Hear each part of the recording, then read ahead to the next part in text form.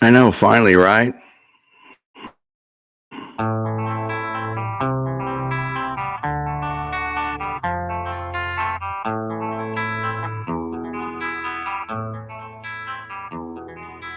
There is a house in New Orleans they call the rising sun.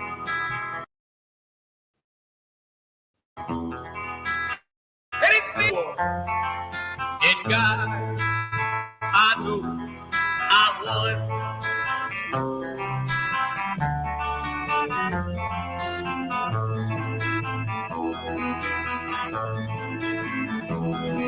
My mother was a tailor, sewed my new blue jeans. My father was a gambling man down in New Orleans.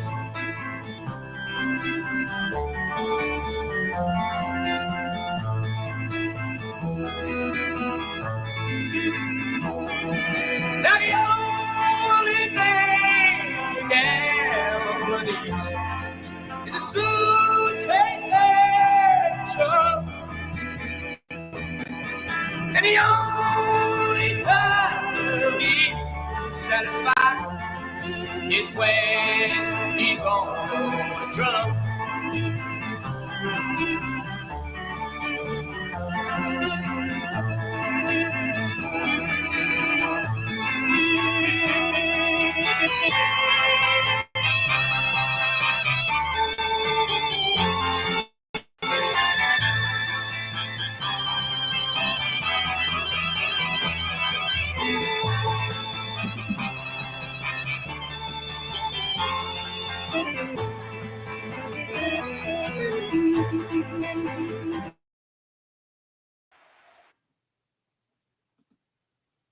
Okay, I wasn't going to play all of that, but I wanted to play enough of it. And it's like, what does the House of the Rising Sun have anything to do with DB Cooper or CooperCon?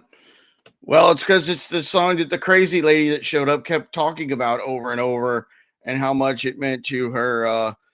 The real DB Cooper, his favorite song was the House of the Rising Sun, and wanted me to recite the lyrics with her. So I recited as much as I could remember. I think I remembered like maybe 30% of the lyrics to House of the Rising Sun. And I don't know why it meant so much to the real DB Cooper, of course. And I know, Packer, you remember, and Nicole's here. It's good seeing Nicole. Good seeing so many people that were so great from the CooperCon last weekend. Definitely huge shout out to Packer and Chris and Ryan, of course, that held the event. And the short time the guys had to pull it all together, they did a fantastic job. I mean, only one total loon got through, and then the rest of us are already loons, but only one really kind of loony lady got through. But it's all things Vortex. They took the suspect named by the lunatic lady, and they of course had to run with it and start researching him and say, he's not so bad. Maybe he is Cooper after all. The guy that the crazy lady keeps talking about, who loves his favorite song is House of the Rising Sun. Whatever that has to do with hijacking a 727, we'll never know, but it's funny. That's why House of the Rising Sun, for some reason, means something to this lady. Yes, she was pretty crazy. So I'll start with her first. Now that I give my thanks to the three guys for holding it, and Darren, of course, for hosting. Darren did a fantastic job of hosting the event. Of course, Darren Schaefer of the Cooper Vortex podcast, who's closing in on 1 million downloads finally for the Vortex. Finally, it's great that 1 million is a lot for anybody. I've told him that. It's an amazing amount. So if you're watching this show, if you have any interest at all in advertising on a podcast, it's getting near its millionth download, which is a lot. Let me know, and I'll let Darren know. But Darren is back on Facebook, probably against his better judgment, but he's lurking around Facebook again. Hopefully he shows up here tonight.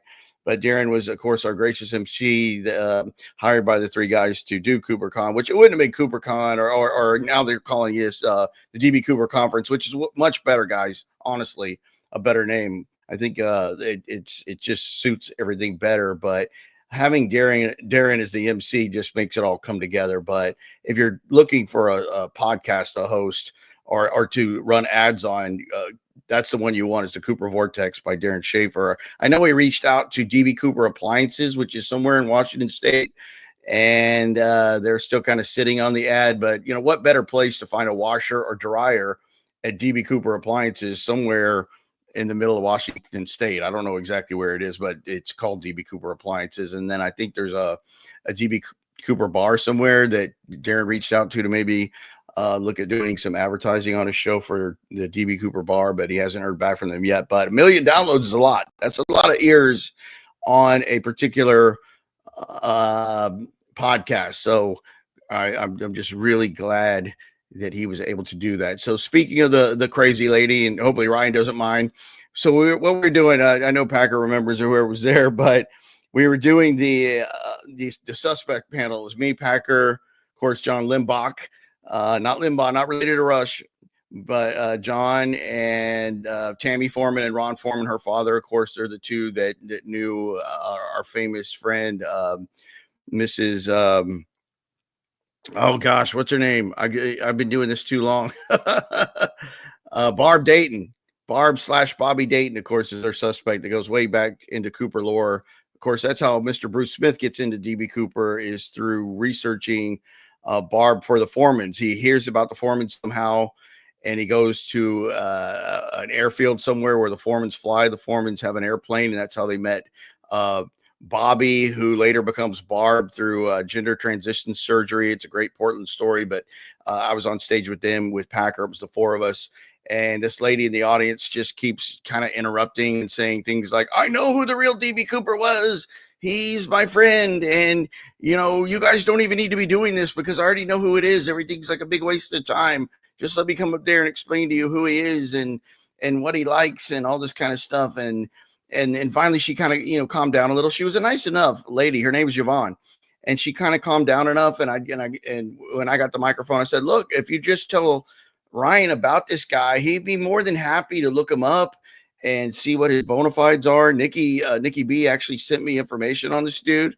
And he obviously, in the world of Dwayne Weber's, he makes a decent DB Cooper suspect. I don't think he is Cooper, but according to Bruce, he believes he's DB Cooper, but this lady was convinced he was DB Cooper, and she carries around his wisdom teeth. So I think she had some hope that we were going to somehow on stage extract DNA from this man's wisdom teeth and have it tested against whatever we could find and declare him DB Cooper, give Yvonne this giant trophy and have some confetti fall from the sky and call it a day, and then everybody could go home. But it was a little weird. But as promised, I was given a little video. There's Ryan right now that just showed up. So Ryan, I hope you don't hate my guts for showing a little bit of this, but honestly, man, hey Mike, Ryan did great work keeping this lady under control, because it was really the only thing that went just a little bit different than it should have was this lady Yvonne showing up talking about her friend. And I mean, it wasn't a husband from what I understand. It was merely a friend that gave her this deathbed confession that he was DB Cooper. And this was recent. This isn't like 5 years ago. It was like a month or two ago. Man, somebody correct me if I'm wrong, because I know a lot of you guys that were at the conference that are online right now talked to her more than I did. But I'm one of the idiots that when I saw her the next morning, I guess this was Sunday morning of the conference, she made me wear what she claimed was his sunglasses. That they, honest to God, they look like women's sunglasses, but she had a picture of the dude wearing them. And my microphone was turned down a little bit. Hopefully you could hear me. But anyway, she made me put this guy's sunglasses on and hold this little model airplane. I don't remember if it was a biplane or just a little airplane. And she said, I want you to hold the airplane and put these sunglasses on and let me take your picture. And she took my picture holding the little plane and putting the glasses on, and she got her picture. So I thought that'd be enough to satisfy her.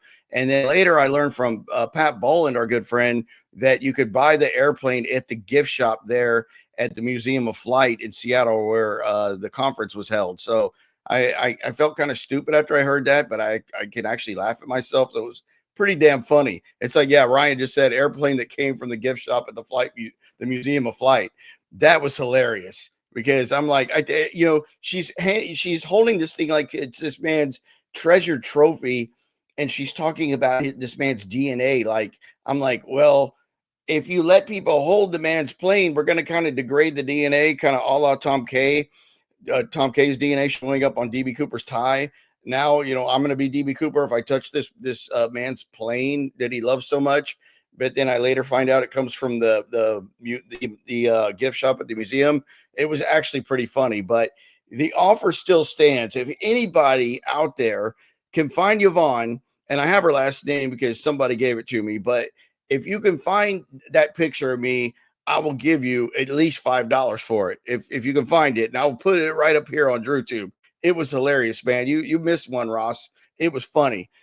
She also got a picture of Darren, and I'm pretty sure she got a picture of Packer. I don't know if she got you or not, but she got me, and I would probably fall to the ground laughing if I could actually get this lady's picture. But Ryan, you did a great job of keeping her calm, and I got a little bit of video from the event of you kind of calming her down, which was great work, by the way. You didn't lose your cool at all. You were forceful, but you kind of told her what's what. So I'm gonna go to a link to my YouTube channel because it's the only way to get to it. And I also got some video of something else that I want to show as well. But I think I just call this Crazy Lady. It was actually done as a YouTube short, but it was the only way I could get it to upload. So let me start it, and then I got to do a share screen. A little hard to figure out how to make it all work technology-wise. Okay, let me share the screen. Go to this channel. And so the voice you're going to hear mainly is Ryan Burns trying to get this lady back to reality a little bit. So I might rewind it just a tad. These stories. We do. Okay, but this is not the place, man. Please. You can contact me and Darren, all of us. Okay, this is when you can contact us. We do Zooms. Did you say something nice? You didn't have to know that it was a nice person. You just say something. Who in this crowd would like to hear his tape confession? Many people would like to hear that, but this is not the right place. I love this man, and I know it, and I know who he is. He worked for Boeing. He worked for Boeing. So that is the famous tape of Yvonne and her DB Cooper suspect. Yeah, Pat came up there, kind of talked her down. You heard her say he worked for Boeing. You know, Ryan saying, hey, you have different avenues for this. You could send it to me. And I told her that. I said, hey, send it to Ryan. He loves vetting these new suspects. He really does. And Darren Schaefer loves to vet them. But I'm saying, man, this is case closed. Whoever this guy is, he worked for Boeing. So let's just all go home. There's no need to have any more conferences now that we know who he is. He's some guy that knows Yvonne. But Nikki actually sent me photos of the guy, and I'll show him here. And I got tons of photos from CooperCon of different people I want to talk about. But and I definitely want Packer to see that one. Of course, Bill Mitchell and some other friends here. A few from mine. Of course, I had to add this about McCoy because it was funny. But man, I can't find it now. But I had it. I've got a picture somewhere, and I'll pull it up on the email later from Nikki B. Showed me a picture of this guy. It's not bad. He's not a bad likeness for the DB Cooper sketches, but this is a picture of me here with Mike Davis, a good friend of mine that helps me with Ted Braden, of course, and Dr. Karen Humes, which I call the B team. It was great meeting them in person. So I got to get, one of the first things I want to do is get a picture with these two because we do a lot of work together and it's a lot of fun. So I really appreciate these two a lot. Mike Davis and Dr. Karen Humes, great people. I hope they're here. I saw Mike earlier, man, had a great time with you, and getting to meet you in person was just really incredible and really awesome. And then I stole this from somebody earlier today. Of course, this is, playing off of Star Trek a little. It says McCoy watching YouTube videos and learning that he's DB Cooper. Yeah, unfortunately, we're going back to Richard Floyd McCoy land. I think, Packer, you mentioned it earlier. And I had to get involved a little bit because there was a podcast done about Richard Floyd McCoy. Of course, it's DB Cooper, because today is DB Cooper Day. It is November 24th. That's the date of the famous skyjacking of DB Cooper. It happened on November 24th. So I call this DB Cooper Day. Some people like to call it the day before Thanksgiving because that's when it happened, Thanksgiving Eve. But the actual date was November 24th. So I call it DB Cooper Day. But anyway, this guy does a podcast with Rick McCoy, which is Richard Floyd McCoy Jr.'s son. I think he goes by Rick, but I think he's Richard Floyd McCoy III. Their father, of course, was Senior. They're from originally from Virginia and then down into North Carolina around Raleigh. And this guy was claiming that Richard Floyd McCoy was a Mac v. Sog. So, of course, somebody sent me to that saying, hey, man, was Richard Floyd McCoy Mac v. Sog? And I'm like, no. And, not that it's a major deal, but that's kind of my backyard, being a Braden guy, because I've said for a long time that Ted Braden's the only known suspect out of Mac v. Sog to be DB Cooper. So if Richard Floyd McCoy was a Mac v. Sog, then I'm either horribly misinformed or lying one. So I kind of took issue with the guy and just said, hey, man, the guy, not Rick McCoy, by the way. I want to make that clear. This came from the guy doing the podcast, I guess. And I won't say his name. I don't know him. From what I heard, he's a good guy. But I did message him on his Instagram and said, look, I've been doing this a while, and I'm pretty confident that Richard Floyd McCoy was not in Mac v. Sog, which is Black Ops Special Forces. He may have been part of what's called Mac V, which is Military Assistance Command, which was a larger group. But under the umbrella of Military Assistance Command, you have SOG, which is Studies and Observations Group. Of course, that's a benign sounding name for Black Ops Special Forces. And I just wanted him to know that, hey, Richard Floyd McCoy was a Green Beret. That's a fact. I'm one of the first people that put that out there. I said that this guy did his first tour in Vietnam in 1964 on Captain Black's team, and he was a Green Beret. He was a member of Special Forces. He was not with Mac v. Sog. He does that tour in 64. He comes back to North Carolina. He works at a place called Electrolux that makes vacuum cleaners. So maybe there's some sources of metal there for people that want to chase him. And then he goes back to Utah for a little while, if I get this right. Ryan, correct me if I'm wrong, or Marty, if you're on. And then he does his second tour in Vietnam as a helicopter pilot, not in support of Mac v. Sog, by the way. But he is a helicopter pilot, a very brave helicopter pilot. He got a Distinguished Flying Cross for flying into an NVA camp with guns blazing. I think they had some prisoners there or something, and they got the guys out. You can read about the action online. It was very heroic, very brave.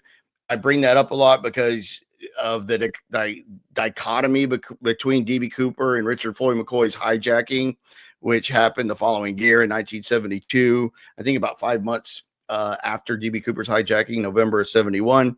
And all accounts of DB Cooper that he was super calm, and he asked for his notes back and just was super cool the whole time. I mean, he kind of lost his cool a couple times when he had to fashion the money bound around his waist, and he asked for a knapsack. And of course, he didn't get a knapsack.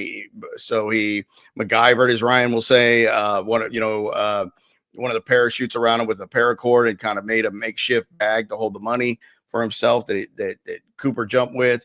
But there's a lot of discrepancies between Richard Floyd McCoy's jump and DB Cooper's. I mean, one is that famously Richard Floyd McCoy left his hijack instructions in the waiting area at the airport. He went by under the alias James Johnson, of course, but he left a manila folder. Here, I've got one here. I'll just make it more authentic. Something similar to this. So, a manila folder like that had instructions in it that said, here's what you're going to do, like item by item, show this to the pilot or whatever, or put your makeup on in the lavatory. And his wife actually typed up the instructions. Richard McCoy's wife typed these up line by line and said, do this, do that, blah, blah, blah. So he wouldn't screw it up. So his wife was part of that. And so they're in a manila. I'm assuming nothing was written on it, but he left it in the waiting area. He boarded the plane. He went to the lavatory and started smearing makeup on his face so he could look a little different. And a purser or somebody like that, man, who knows? Maybe it was Kenny Christensen working a side job. I don't know. But the guy working for the airline that McCoy hijacked, walks onto the plane holding the envelope like this, and he's waving it, saying, "Hey, did anybody leave this in the waiting area?" And it was McCoy's instructions on hijacking the airplane.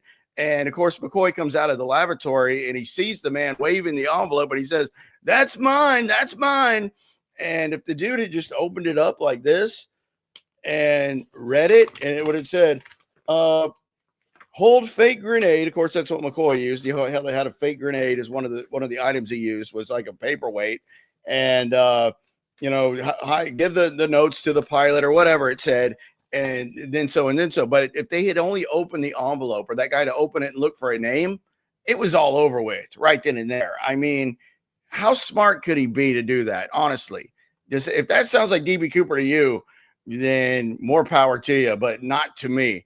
DB Cooper asked for his notes back. McCoy left it in the waiting area. That is not lore. That is fact. That is fact in FBI files. He left the hijack instructions back behind in the waiting area while he casually boarded the plane. So there's that. But back to the Mac v. Sog thing. Richard Floyd McCoy was not a Mac v. Sog. He was never in support of Mac v. Sog. He maybe flew a helicopter with a SOG guy on it. Maybe. I don't know. I'm going to take down Dr. McCoy there.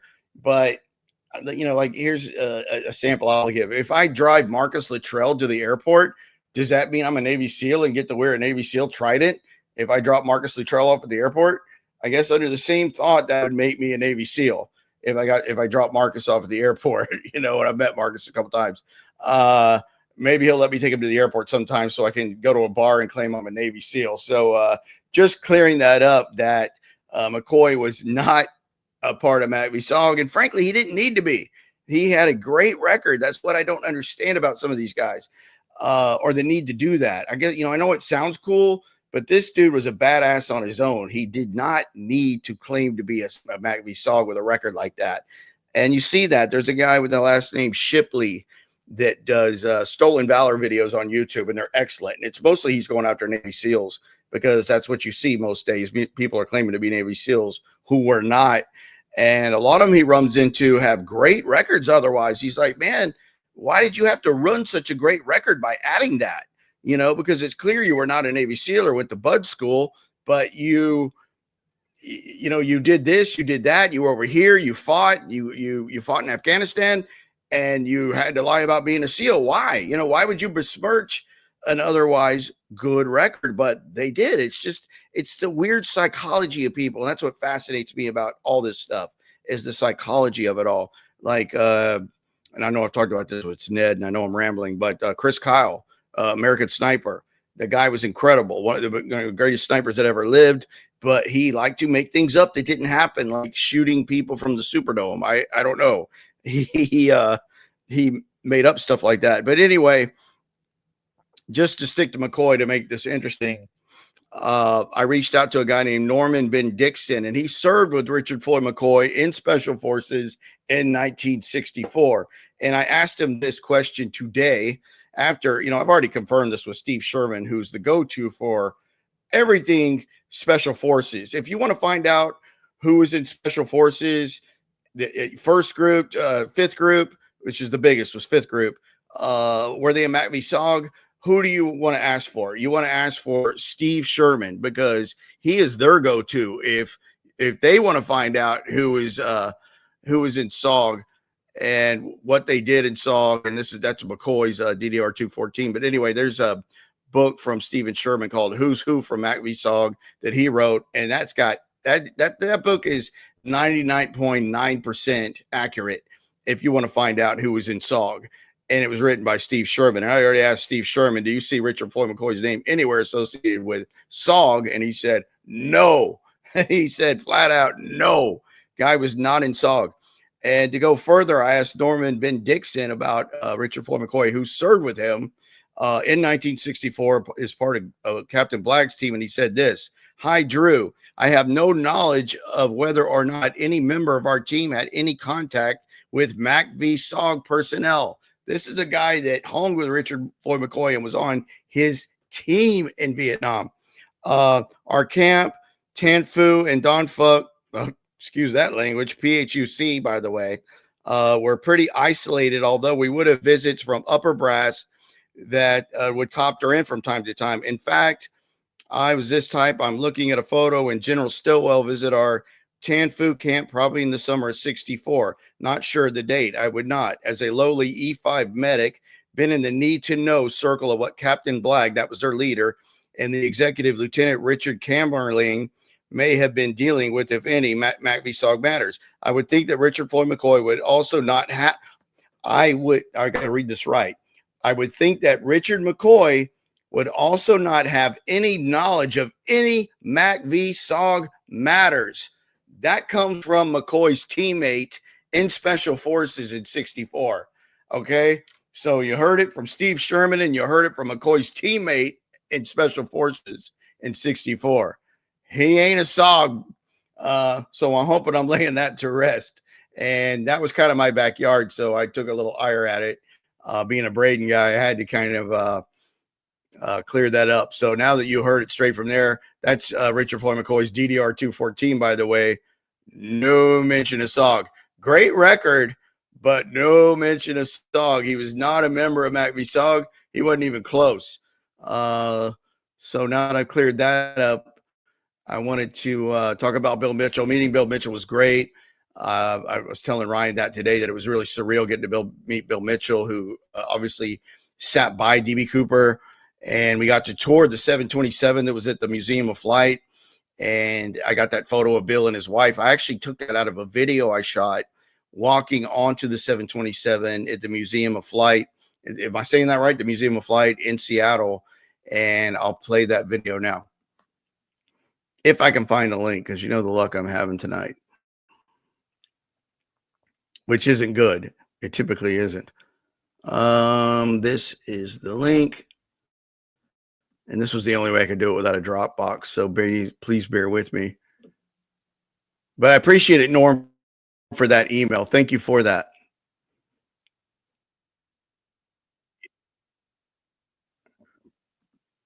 And let me do a share screen.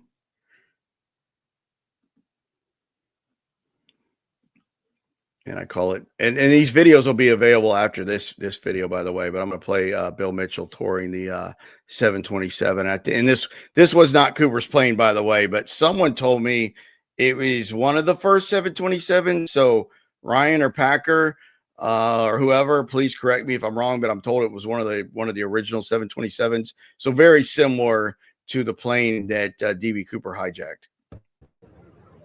First 727. So will the aft stair be down or not?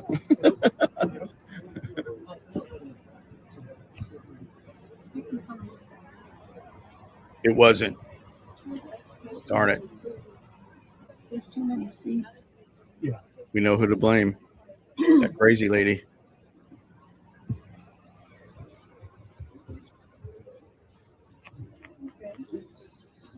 Wow.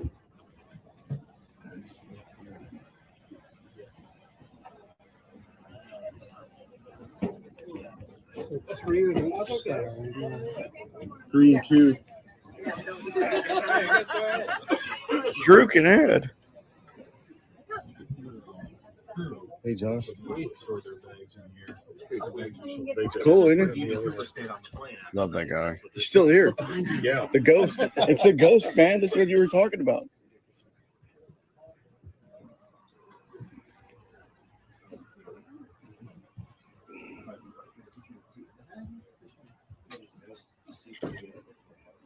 Oh, so we can't get out the other end. It isn't. Yeah, they don't have to stare down. Can't get out this side? Oh, no, you can't. I meant that end. We'll So back there. Is it bringing back memories, Bill? No. I wasn't up there. You were in the back. You moved up. His wife said he moved up. First class was 2. The D.B. Cooper statue at the. Oh, that's where it is. You might have to go do that again. Yeah, I wish we could go to the back where that's where all the magic happened.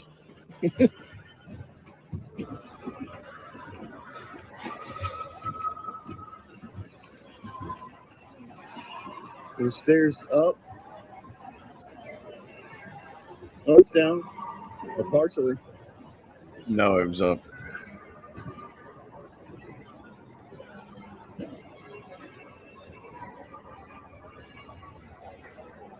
The statue looks just like Adrian Brody. Yeah, it does look like Adrian Brody. I wondered where the statue was after seeing it.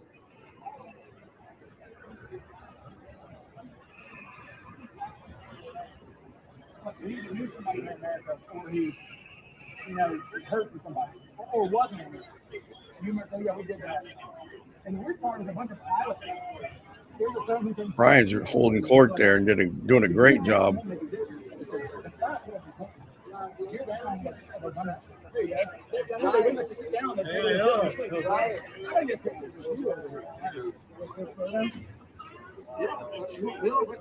want to get. Hey, can you get me one with the video? Yeah. You want a video? Yeah. All right. And then it ends, but I did get a little video there with Bill. Thanks to Ryan. Ryan totally set that up. So you did a great job, dude. You set that up with Bill, and I think I got the first video with Bill in front of the Cooper, and with what we saw of the aft stair. Thanks to you. So you did a great job, man. You really did. Other than calming the lady down. And speaking of the lady, I have it now here. The picture from Nikki, and credit to Nikki B. If Nikki's on, let me pull up the photo. Let me see if I can open that and share the screen. I just got a text from Brandon Arnold saying he was so pissed he didn't get to go to the back of the plane. Does that sound like Brandon? Anybody? Just right now. That's funny.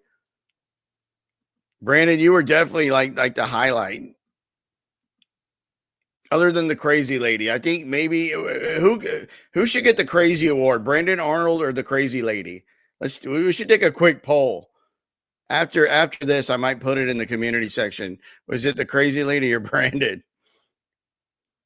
Okay, share, and then you should see this. This is a picture of the Yvonne suspect, and I think this is the most Cooper-like picture she had of the gentleman that she said gave her the deathbed confession. And from what I heard, 2 people heard the confession tape that she had. I don't know if it was on her phone. If anybody that's in the chat heard it, let me know what you heard. I think maybe Bruce heard it. Am I correct? Bruce Smith maybe heard it, and somebody else did. And I think he doesn't say D.B. Cooper the whole time, from what I heard. I don't know. I didn't hear it. But somebody told me that during his confession, he didn't say the word D.B. Cooper at all. I don't know if that's true or not. But if he didn't, it still puts him ahead of Rekka. Brandon is the Vortex's Andy Kaufman. That is so well stated. I can't think of a better name. That Brandon is the Andy Kaufman of the Cooper Vortex. That's got to be the most accurate labeling I've seen. Okay, here's his obit on this guy. His name is Richard Mamini. So maybe we could call him Mini Cooper. I bet Packer didn't even laugh at that. Okay, here he is. Let me make sure this is still sharing the screen for this dude. And this is crazy lady's obit. I know I'm all over the road, but what do you expect? It's DrewTube. Richard Mamini, or Mamini, who knows? I'm not trying to disparage the man. He has an interesting background. He really does. He's a pilot. Let's see. Here it is. Here's his obit. I'll read it. Richard Dick Mamini was born in Calgary, Alberta on December 9th, 1934. So he's a little young for Cooper, but not too bad. What would that make him, Ryan? Probably, I don't know. I'm just shooting from the hip here. 38 and 71. The son of Robert Bob Mamini, sports department head of the Calgary Herald, a newspaper, of course, and Jeanette Mimi Fletcher. He was the big brother to Diane, who married Terry Kellum. Dick and Diane shared a close childhood together growing up in Calgary's North Hill, where they spent their spare time exploring the outdoors together with their dog, Skipper. While in school, Dick served part-time in the Royal Canadian Air Force Reserves as a mechanical technician for the P-51 aircraft. Dan Cooper, baby. He graduated as an aeronautical engineer from the Southern Alberta Institute of Technology. Throughout his engineering career, he worked on conceptual and structural design on everything from bridges, pipelines, drilling rigs, hovercraft to airplane. I can't even say this. Empennage and wing flaps. Packer, I know you know what that means. Empennage, whatever the hell that means. Many of the designs he worked on had complex electrical, hydraulic, or mechanical systems integrated into the design. He was always fascinated with how things worked, and he was lucky to spend a career helping to design all kinds of interesting things for companies like Boeing, Atco, Simmons Drilling, and Floor Daniel. You know who else worked for Floor? Don Chaney. Maybe they're the same guy. D.B. Cooper is Zodiac. Richard spent the majority of his life pursuing his deep love of adventure of the outdoors. He was an avid pilot and skier and pursued all kinds of additional outdoor sports. He took up windsurfing in the 1980s and loved catching big winds at the Ghost Reservoir in Alberta and trips down to the Columbia River Gorge in Oregon. So he's a local. He was an early adopter of mountain biking and would take his bike everywhere, even the Arctic Circle, with the hopes of exploring new trails. He enjoyed dirt biking and did several big excursions with friends in Mexico's Baja Peninsula. He took up the little known sport of skeleton racing and would rip down Olympic track in Calgary on a sled he had designed and machined himself. Pretty impressive dude, man. For anyone who was lucky enough to follow Richard into some glades on an epic powder day at Whitefish or Castle, you will have witnessed his love of skiing. In his younger days, he was a ski instructor and loved racing. It was his favorite childhood pastime for him, and he skied up into his 86th year of life. He taught all of his children to ski at an early age and spent most winter weekends taking them to ski at Fortress Mountain and Kananaskis County. Richard retired from Coleman, Alberta in the Crow's Nest Pass and became a regular winter fixture at his beloved Castle Mountain with his dogs, Lobo, and then Cooper. She was right. He had a dog named Cooper. I didn't even see that before, Nikki. Right there, look. He had a dog named Cooper. Hey, didn't Rick McCoy also said that Richard Floyd McCoy had a dog named Cooper? Right there, he had a dog named Cooper. Of course, maybe he was just a fan. In the last few months of his life, one of his greatest joys was watching a video of himself skiing with friends in knee-deep powder at Castle and remembering the good old days of winters past. Dick Mamini was a well-known figure amongst the soaring community in Canada. What is that? Is that when you put those soaring suits on or whatever? I don't even know. Mike, maybe you know. He has been recognized for his pioneering sailplane flights in the Canadian Rockies, most notably his flight to Golden from Black Diamond on August 3rd, 1969, with his HP-14 CF ALT that he built by himself. Wouldn't this be funny if this dude did turn out to be Cooper? I would really laugh my ass off. That would be the most vortexy thing ever. I mean, I know other people have said that, but I'm going to, jump in on that thing right there. He was incredibly proud of winning the Canadian National Soaring Competition and being chosen to represent Canada at the 1972, because he was busy in 71, folks, and 1974 World Gliding Competitions. For most of his soaring career, he piloted the first of the supership sailplanes, an ASW-12, which was most commonly towed out of the CU NIM Gliding Club, or better known as the Rim Crew, the Rim Crew Gliding Club, or at the airstrip at Cowley. Once he retired to the mountains of southern Alberta, he started flying a self-launching PIK-20E glider out of the airstrip near Elko, BC, of course, British Columbia. When he could no longer rig that glider by himself, he downsized to an ultralight Beaver 550, which he continued to fly in the Canadian Rockies well into his 80s. Man, this guy is a badass. When asked what his purpose in life was, he didn't think long before answering, to spend as much time in the air as possible. His friends and fellow pilot Mike Glass Teotis shared this poetic remembrance Mamini, though, and for this I am forever grateful, was the audacious engineer who showed me the calculus of the sky. Isn't that pretty cool? Words put together, calculus of the sky. He helped with the applied mass of prairie thermal metrics and vectors. He generously differentiated flight for me, gliding me into the unimaginable wave of structures of the storage Chinook. But the gift for which I am most grateful was the integration into mountain soaring enabled by chasing Richard in his ASW-12 out of Golden as he explored the Rockies above the surface of the curb. Wow. That's a pretty damn good resume. No wonder people don't want to write off the crazy lady so fast. Pretty nice resume there for this guy. Yes, the seats are very narrow. I want to hear the guy's tape confession now. If anybody can get me the tape confession, we'll play it here first. Yes.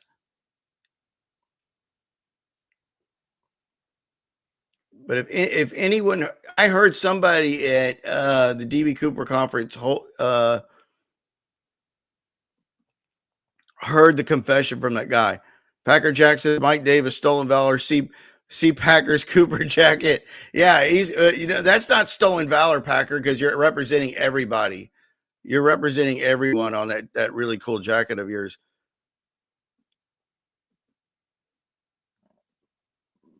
Squeezer, you missed it. You're up to Squeezer. You have to go back to the beginning after this runs. Many of the interpretations warning where the House of the Rising Sun. Rather fascinating. Yeah, she made me recite the lyrics. The crazy lady forced me to recite the lyrics to House of the Rising Sun with her on Sunday morning. Chris, DB Cooper Christmas gift: set, sunglasses, rallies, clip-on tie, liquor, and fake bomb briefcase. Packer, yes, the 100 series were the original short 727. Okay. Julius, Chris, take that through TSA and let us know the outcome. Joey, did the crazy lady pull his tooth out? I don't know. His daughter wants to know. I don't know the story of the wisdom teeth. What's true, my fellow Drew Cruz, Humboldt County in the house? Yes. Suffer. We need Kash Patel as FBI director to finally find out what really happened to Kennedy and maybe DB Cooper. Hey, you can ask Packer if there's a connection there, because Packer is our dual DB Cooper JFK guy now. So all Cooper / JFK assassination goes straight right here to Packer. I saw Ron listening to the confession. He said it was just the ramblings of a dying man and nothing specific to the hijacking. That's good to know. Jen, she forced you, or did you see it as a challenge? I don't know. I'm going to stick to force, but I thought it was funny. But if anybody can find that photograph, I want it bad. Chris, I'm a doctor, not a miracle worker, Jim. I knew there would be some good comments. Let me go through a few of the slides. Of course, that's Mike and Karen. Really great. This is, of course, this is Bill's ticket that he carries around. I didn't even stand there and get a good look at Bill's ticket as much as he carried around, being my first DB Cooper conference. But that is Bill Mitchell's original ticket to Flight 305. I mean, that thing looks brand new. And somebody said, is that a pill? I was like, no, that's where the little, now he's carrying it in that little pouch. But I remember in years past, Ryan would have a picture of Bill Mitchell carrying that with no protection whatsoever in his back pocket, like walking around CooperCon or at the bar, at the hotel bar with that in his back pocket, just sticking out most of the way. I mean, I can't imagine what an original 305 ticket would fetch on eBay. I think it would do pretty well. I don't know if it would do as well as like one of the 20s, but I think an original 30. I mean, of course, Cooper's ticket's going to go for like $100,000 plus. But any 305 ticket, seriously, I would say that's worth about at least $10,000.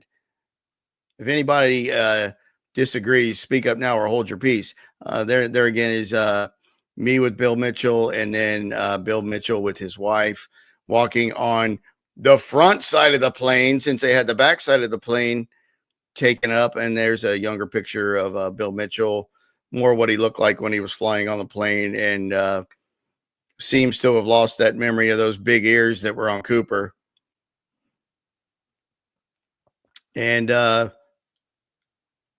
more good pictures. There's Landy sent me a picture holding the book, and I thought I put it up here. I might have missed it, Landy, because of course this was taken at CooperCon because Landy was on my little shuttle bus and originally asked me if I was Chris. I said no. I said, you know, I know Chris will probably be Ed later, but I'm Drew. And she goes, "Oh, you're Drew."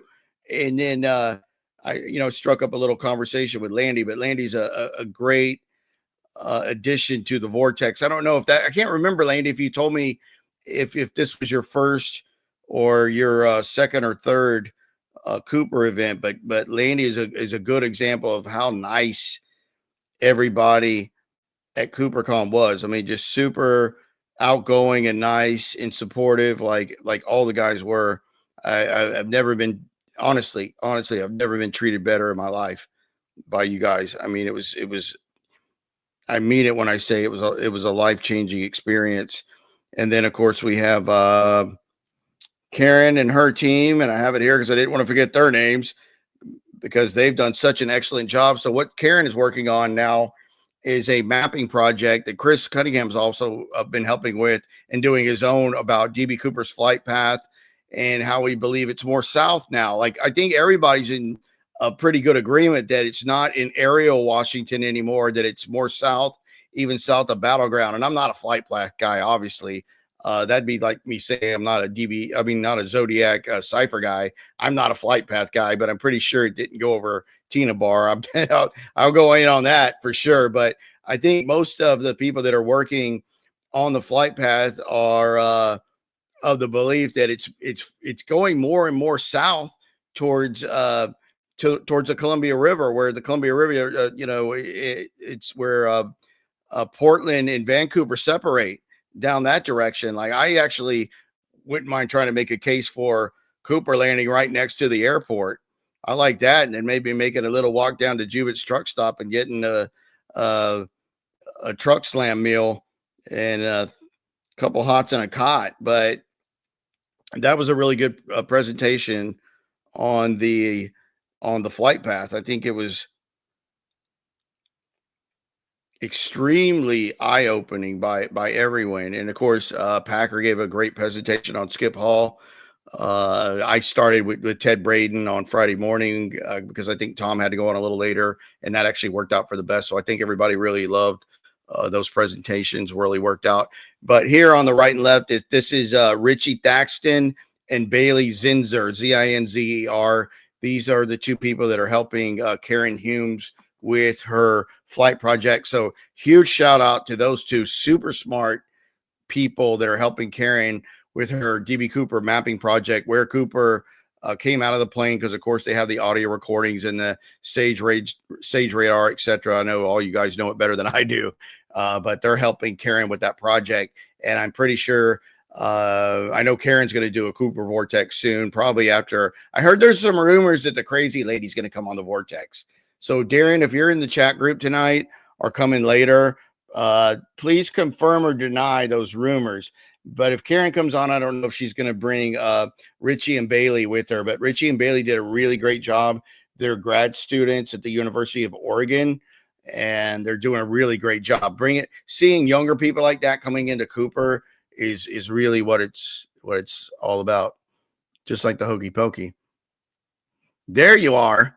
I told you I had a picture of you with that. Let me go back. I want to make sure I didn't miss any slides. There they are. There's young Bill Mitchell again. That's how he looked when he's wondering why DB Cooper, the old guy, is being fawned on by the two stewardess. But there is Landy holding the new book. Now, if I had one left and broad enough, I would have given you a signed one there, Landy. But I appreciate you buying the book. I'm sure you already picked up Packer, since Packer was smart enough to bring enough books to sign like Bruce did.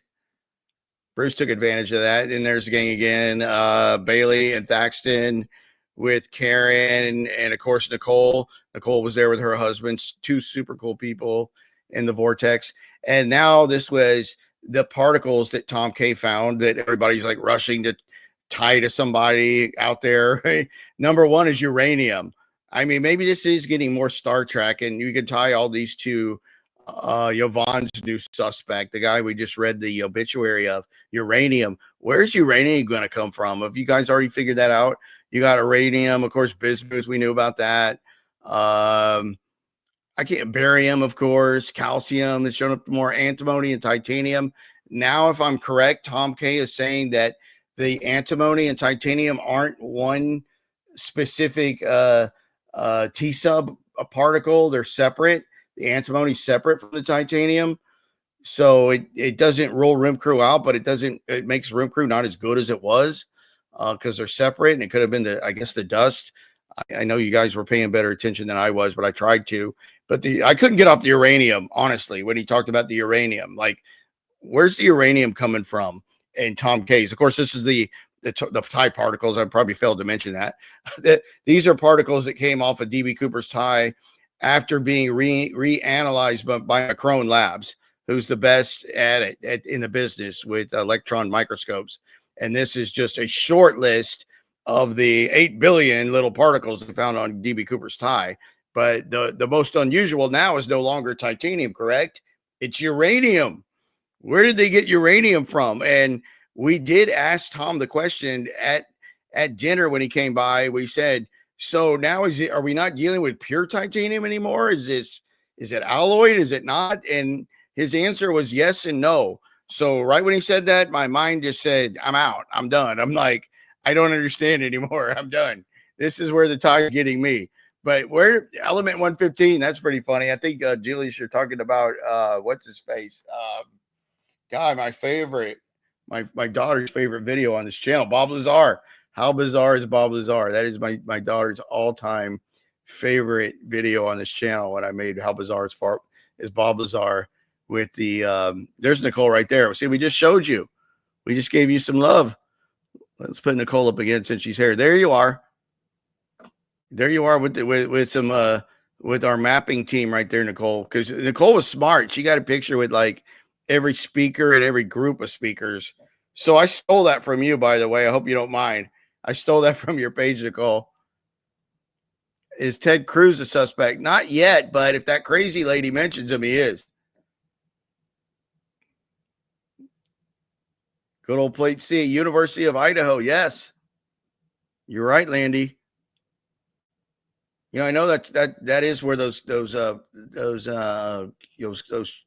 I call them kids were unfortunately murdered. I don't know if Karen knew any of them or if they were ever students of hers, but that was the same University of Idaho in Moscow, that's where Karen is a professor. That's the same place that the kids were murdered by that dirtbag. Andy Kaufman performance, oddball skyjacker.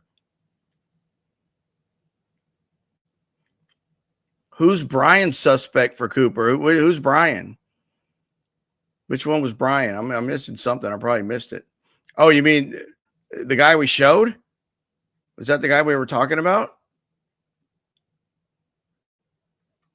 Not this guy. This is Richard. He's a suspect now. Ryan, we expect this guy to be on Wikipedia by 4 a.m. If he's not on Wikipedia by 4 a.m, we're gonna find somebody else to take it over. Bottom line, that guy deserves to be on Wiki like immediately, whoever the hell he is. Yeah, bravo to the mapping team, Mary. You're right about that. They have done a fantastic job. I think they have definitely proved that Cooper did not jump where the FBI was looking. Between Chris's work and the mapping team, he jumped further south. Let's face it. What they're finding out now, I think there's no way of looking at it another way. He did not jump near Ariel. So that lady got lucky to have all those drunken nights up there at her little shack out in the woods. What was her name? I knew her son was Brian Woodruff, right? What was the lady's name that owned it? I never met her. And I never met Brian either. Brian sent me a really ugly email one time because I used the image of the Ariel store in a video. And man, he got pissed. He was not happy. All I did was show a picture of it. It might have even been the one where it was Nikki and Darren out in the front of the Ariel store and just hanging out, like, a couple buddies. And man, he got pissed at me for using it. Man, he called me every name in the book. And so, by the way, Braden's not Cooper.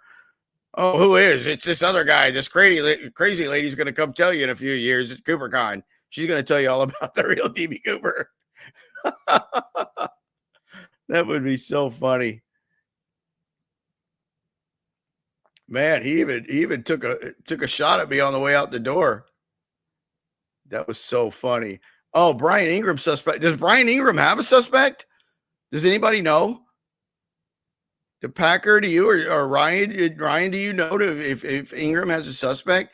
I can let me tell my Brian. Let me fix this real quick, and I'll tell my Brian Ingram story. I don't know if anybody can get close, but that's a good question, Anthony. And I know that's how you got on my radar. You were doing some DB Cooper videos about the tie when they first started talking about Rib Crew, is where I first heard of you when you were doing those videos.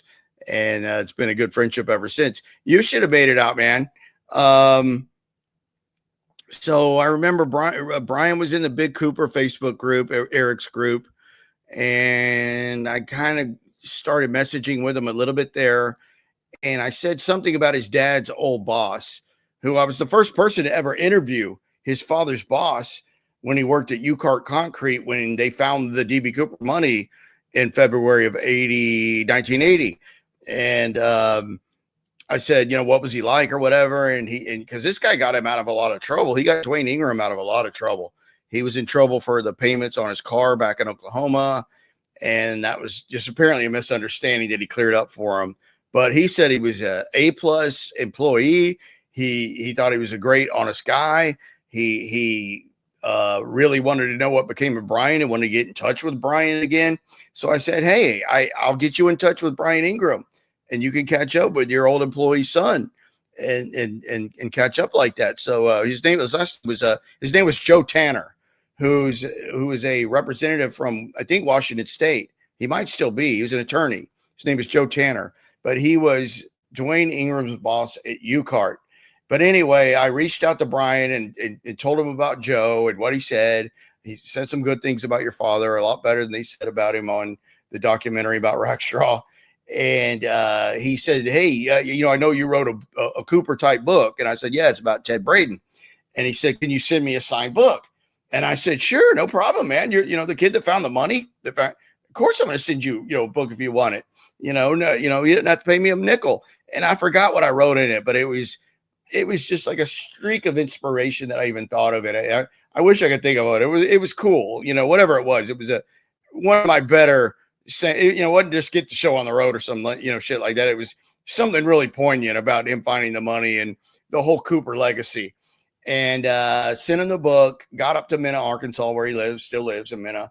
And he messaged me and said the book showed up. And I was like, great, and I said, hey, can you do me a favor and just hold up a copy of my book? And it doesn't mean you endorse Braden or anybody else for Cooper. It'd just be cool that the kid that found the money is holding my book. And he wouldn't do it. I mean, he just refused. I said, I'll clearly make sure this is not an endorsement of a suspect. I just think it'd be cool if I had the kid that found the money hold my book up. He never did it. Like, Brian, if you're still out there, it's just a picture, bro. I mean, I don't know, man. It was weird. I'm just telling you, Anthony, that's my Brian Ingram story right there. And I'm sticking to it. The guy that has DB Cooper Sleuth Channel. Yes, he's on here. His name's Ryan Burns. He's right below you.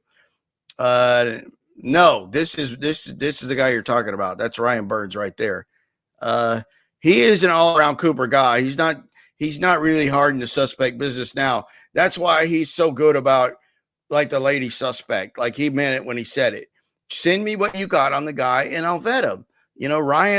Ryan likes to look at all the suspects. I know he likes Ted. He likes Skip Hall. That's Packer suspect a lot.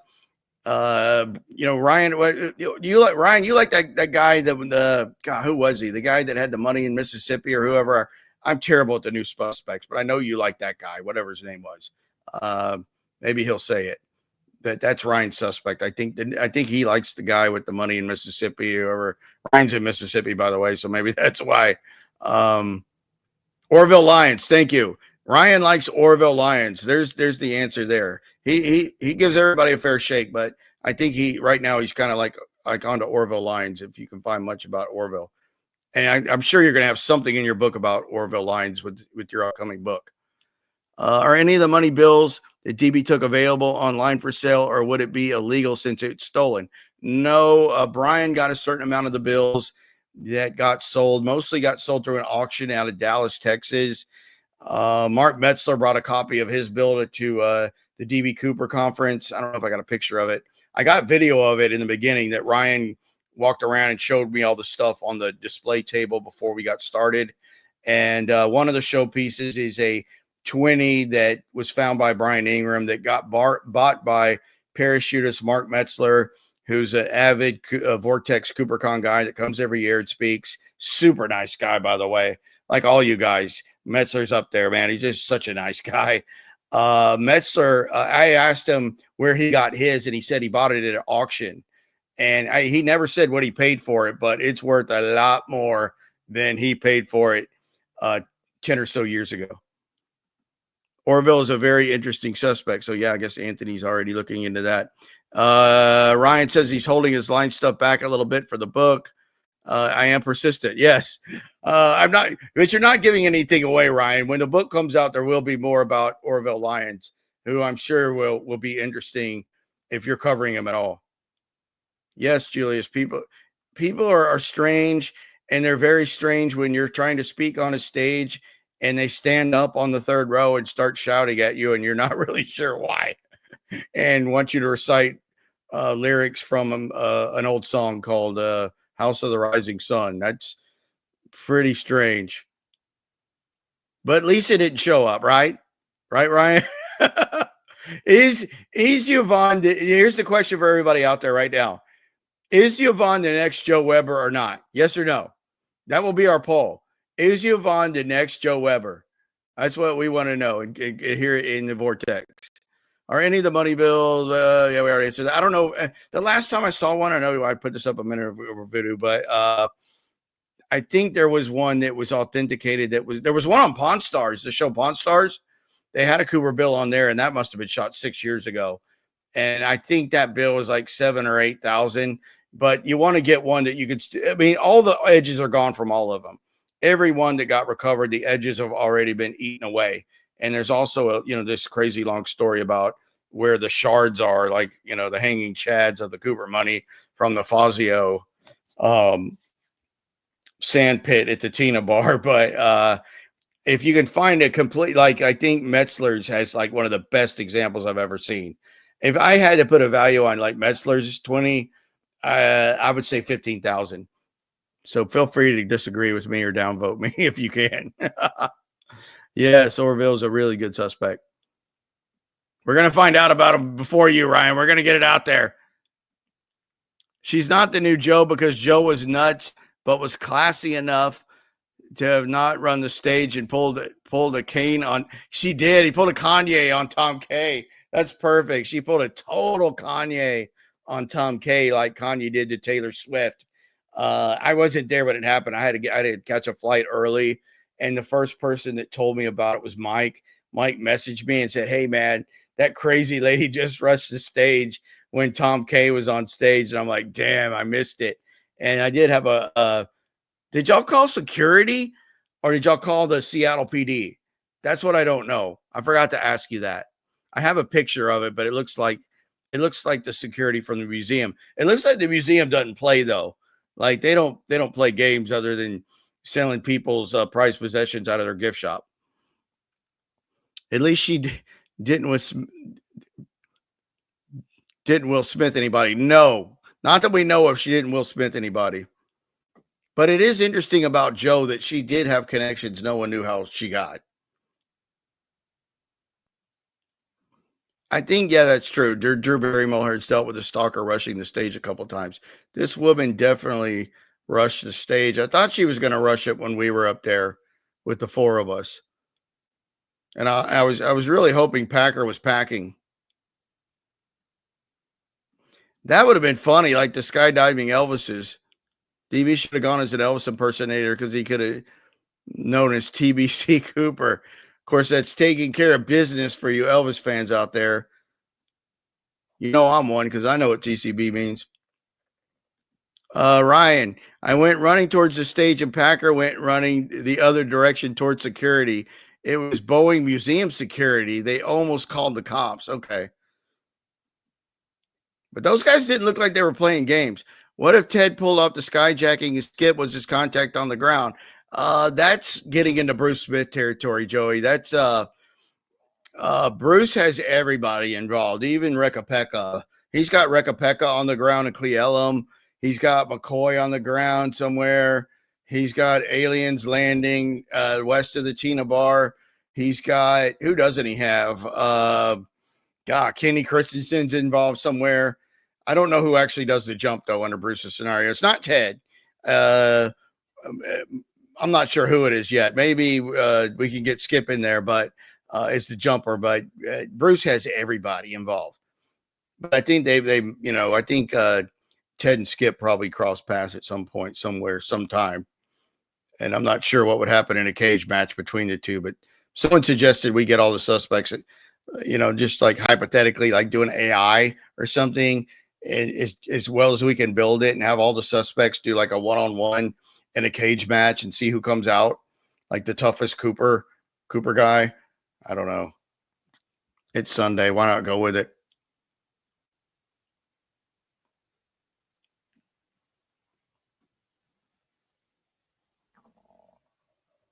Oh gosh, this reminds me, and I'll probably end on this because this was a good recap, and I really appreciate how cool everybody was there and everybody I met. Mary, I don't know where you went. Mary was super cool. I'm glad I saved the book for Mary. The guy gave me that rare copy of Ramparts. That meant a lot. That was super cool. Everybody I met was so awesome. All the hosts, Darren, everybody, the lady I met with her husband that I gave the Zodiac book to. You guys were super cool. I can't remember everybody's name, but everybody was so freaking nice. But okay, I'm going to tell this one story because I did promise a little Zodiac. I know I did. I was at the bar at the hotel that we were at, the DoubleTree near the airport for a Cooper conference. And Bruce Smith, I got a ride back with Bruce Smith from on Saturday night from the conference because Bruce showed up to sell a few books. And I got to hang out with Bruce a lot, which was cool because Bruce told me one of the funniest stories I've ever heard on the ride back from the museum to the hotel. And I went up to the room for a while, got freshened up, whatever, went back down to the bar. And Bruce was in the corner with the lady. And I thought it was the crazy lady that came up and interrupted Tom XYZ. And I was sitting by Chris Cunningham. And I asked Chris Cunningham, I go, isn't that the crazy lady? Because I tried to sit by Bruce and Bruce said, just come back in a couple minutes. And then I turned around and Mike Davis was there. And Mike said, sit here. And I sat by my buddy Mike. And Chris came back and sat down. And I said, who's that over there? And he said, that's Angie. And I said, Angie who? And he said, Angie Voigt. And I said, Tom Voigt's wife? And he said, yeah. And I was like, whoa, I didn't know they were coming or whatever. Because I never saw Tom. But 10 minutes later, Tom Voigt shows up. Not kidding, about 4 or 5 feet from me or so. And I mean, I'm getting ready, paying the tab. I'm leaving. Mike's got to go home. And, I'm exhausted or whatever. And guess what? I didn't have with me this to protect me. And I think I need to do like 10 Corky screams. And you'll have to be a regular to the show to even understand what I'm talking about. But I mean, 5 to 6 feet from me. Seriously, folks. I'm not making that up, but I still didn't know if that was Angie, the lady. I'm not, I know they're two different people. I don't know what happened, but that's what I heard. And then, who showed up and then was going through my mind at DB Cooper Con. So even the Zodiac managed to find its way to weave its way through to DB Cooper conference. So, that's my story, and I'm definitely sticking to it. That was weird. Let me tell you. What were the circumstances of how the crazy lady knew the suspect? I don't know. Maybe someone else here knows, but she wasn't married to him and they weren't romantically involved from what I know, but she knew him somehow. I don't know from where, but got the confession on tape. But like Packer said, she said nothing about DB Cooper, or he said nothing about DB Cooper. It was all just kind of generic or whatever, but I never caught what the circumstances were. But watch now he'll be like suspect number one. Is a crazy lady suspect Did I take a long swing at Tom? No, I didn't. I just got out of there. I didn't. I promise I didn't. You know, and even though Chris was friends with Tom, but I said I think we're a little far away from working things out at this point. Ryan, she said it was her stepfather one day, and then the next day she said best friends. Even she didn't seem to know. Okay, so there's your answer. Ross was going to ask if you ran into Goat Scream. I did, but I didn't. So I did and I didn't. Goat Scream was close. Goat Scream was in my immediate area. I wasn't worried about anything going down. Nonetheless, I had Mike with me, so I had 82nd Airborne backing. He was her stepfather. Is that true? Was he really her stepfather? Someone verify that. Was that true? Which video? Did you just send it? Let's see if you sent it. I don't have anything from you. Did you send it through Facebook? Where did you send it, Ryan? To my Facebook? Okay, now you're going to make me work, dude. I just looked down at my phone. It says Ryan Burns. Okay, let me figure this out. Hopefully it's not that long, because then I'll have to put it on YouTube because my Dropbox isn't working. Let me see if I can email it. Or can you send it to my email? If this won't work, can you send that video to my email? Maybe it'll work. Hold on. You might not need to.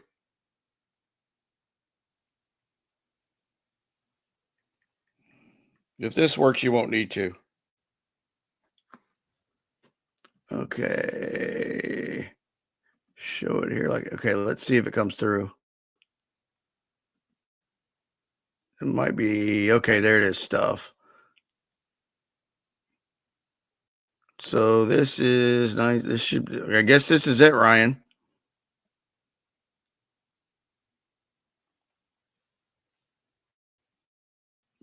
Calgary something. Okay, hold on, because I got to make sure I go back over to.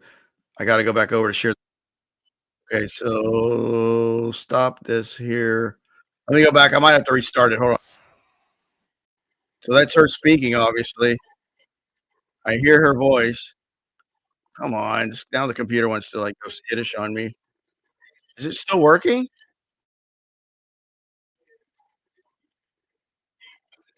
Hold on. Is this still sharing? Wait, stop. Let me start over.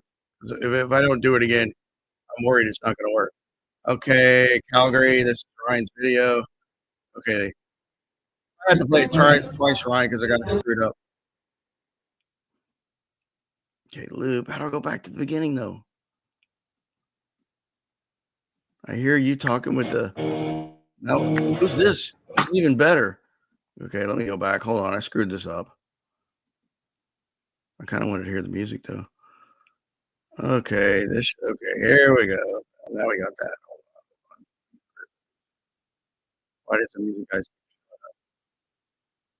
Here we go.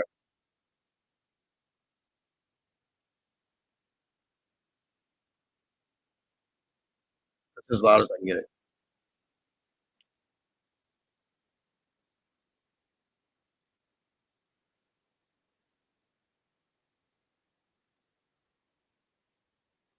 Closer to 50 now.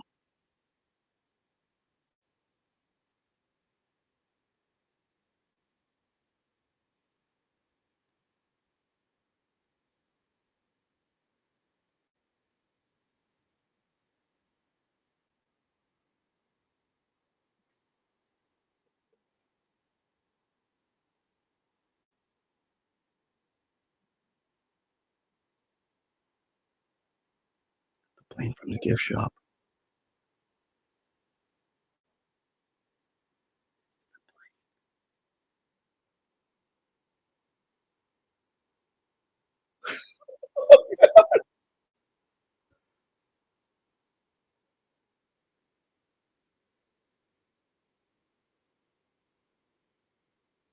It's the longer version.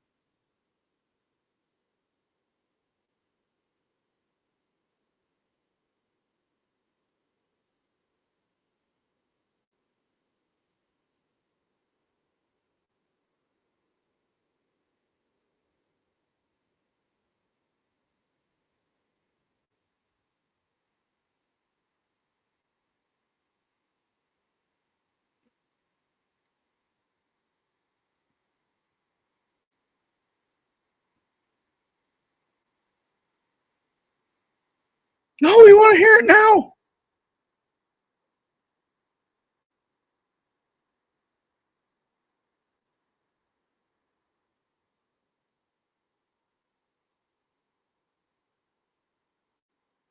It's a grease landing. Somebody just said Joe Weber. Who said Joe Weber?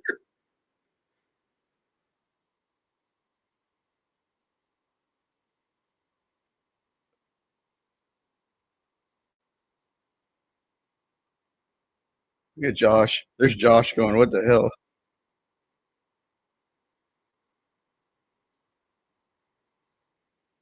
Oh my God. Dude, that is epic, bro. That is epic. That is freaking epic. Who said Joe Weber? Whoever said Joe Weber towards the end is hilarious. Somebody said Joe Weber. Did you see it? I just played it. You saw it, right, Jen? It's a Grider appreciation vid.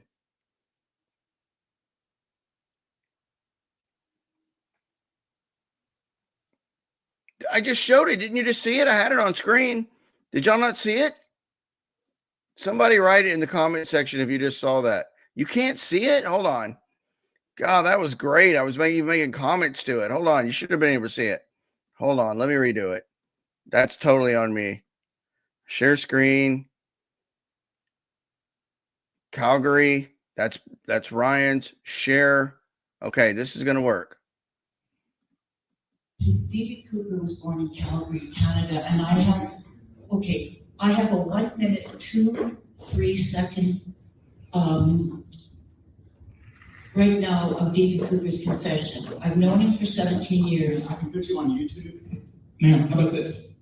Darren and I's podcast have thousands of views. We're both going to have you on. Would you rather talk to thousands of people in the world or 50? I just really, these people, I've come here. I've come to be. You're being rude. Ma'am, you're being rude. You're not going to be on our podcast then. I'm sorry. Okay. Then this is your one chance. Go ahead. Good.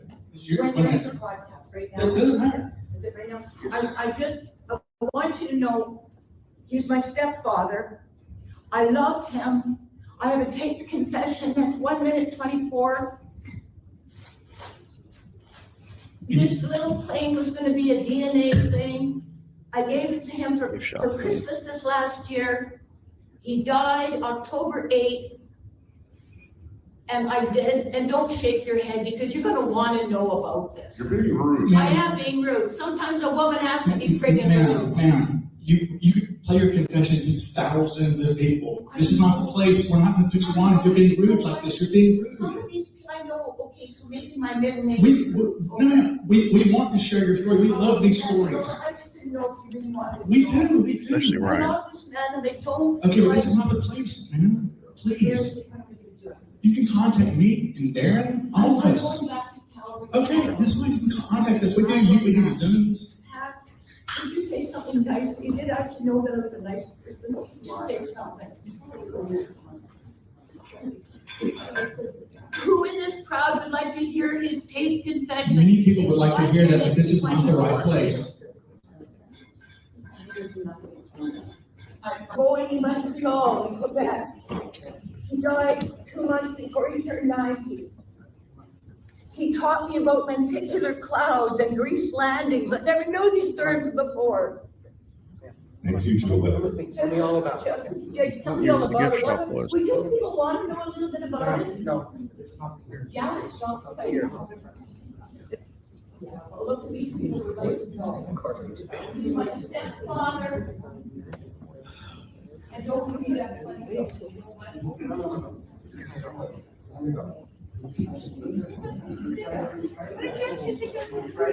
Okay, let's get on with the show. Let's get the show on the road. So, Okay, did you guys see that time? Oh, it was Tom K who says the new Joe Weber. Okay, I have a That was 1 minute, funny 2 as hell, 3 dude. second. I'm so glad you sent that. I'm sorry I messed it up the first time, but I knew I'd get it right. The woman is her name is Yvonne Martinez, maybe. Nikki sent it to me. Her name's Yvonne. I think it's Martinez. Yes, she was escorted out, Jen. She was escorted out.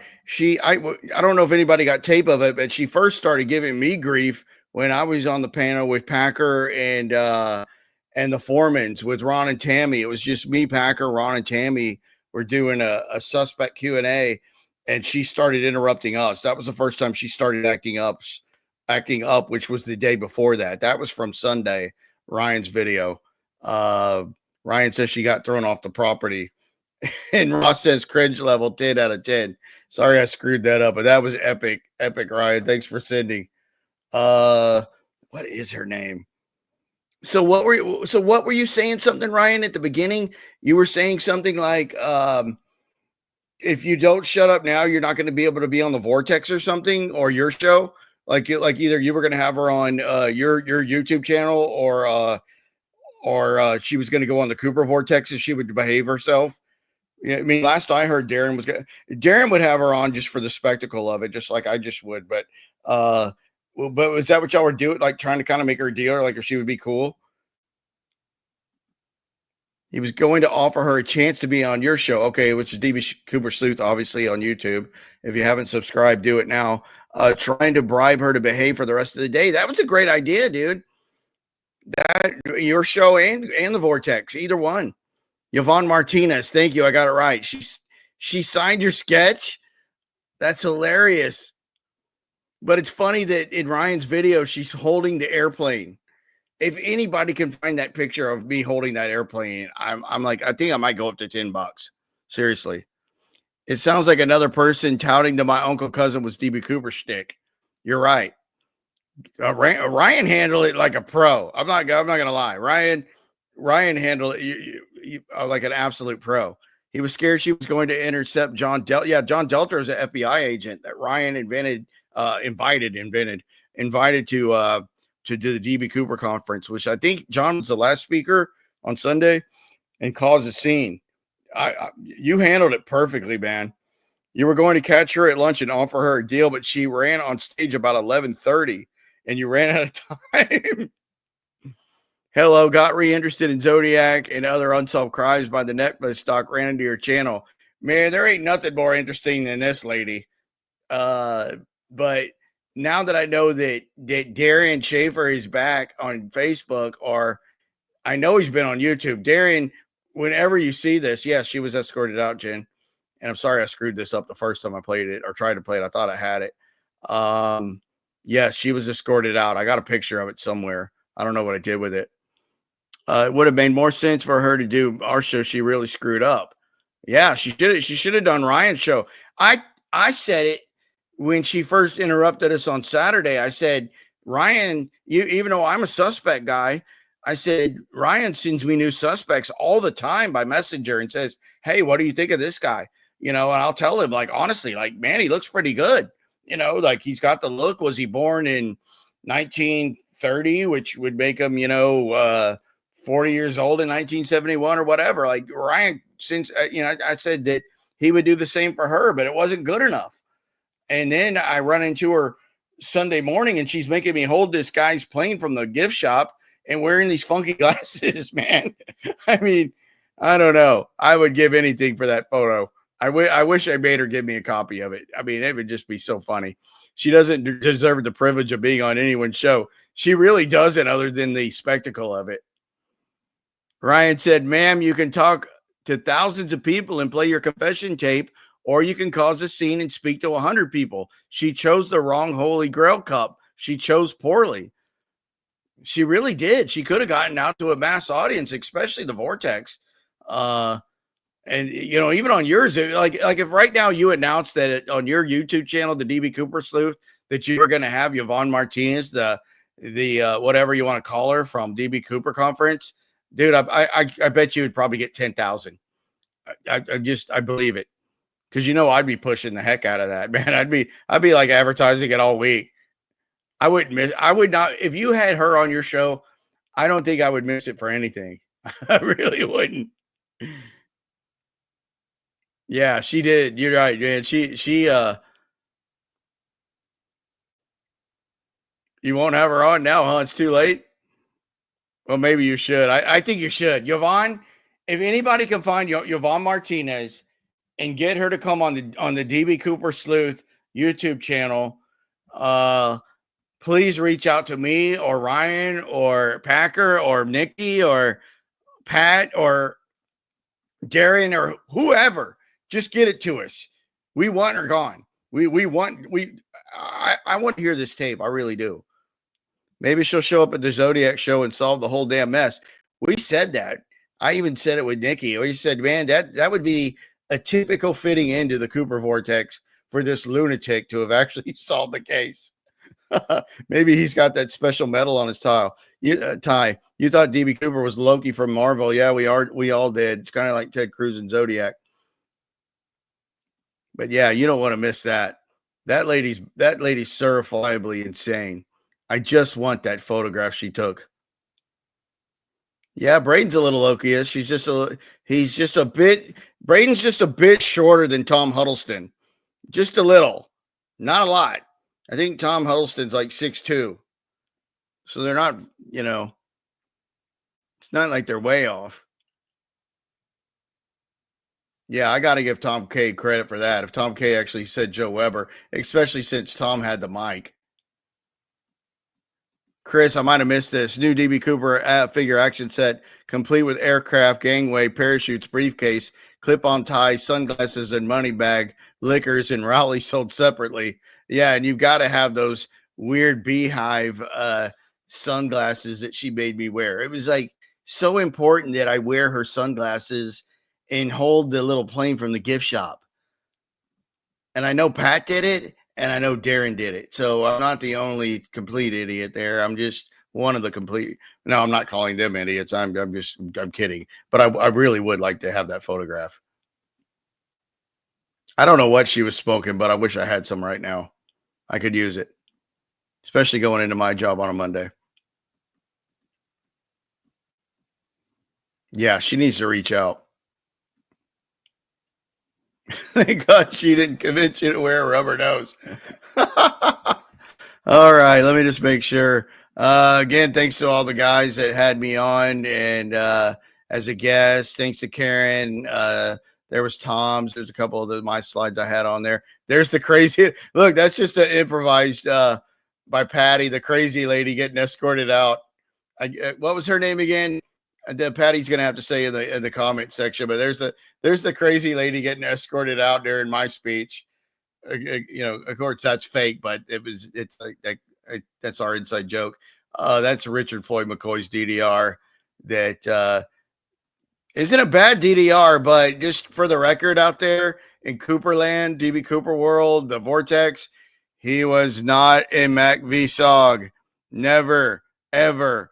I just read you something from his friend that ran with him in Vietnam, and he also said that he never once saw Richard Floyd McCoy either cuss or smoke a cigarette in Vietnam. So he's no Jack Mormon, as I think they call it, which is a Mormon who cheats, like smokes, drinks caffeine or whatever, especially back in the day. I know caffeine they kind of are a little loose on now. There's even a vending machine at BYU, but for caffeine. But apparently, according to Norman, who knew McCoy well in Vietnam, he never smoked in Vietnam and never cussed in Vietnam at all. So that's all I got for now. If that lady shows up on Ryan's show, believe me, I'll be the first one there, and I'll be the first one to advertise in that show. So everybody have a good week out there. Thanks again to Chris and Ryan and Packer. It was a great experience, man. I'll never forget it. I had a really good time. Everybody, here's one more goat scream for who that came within probably 6 feet of me.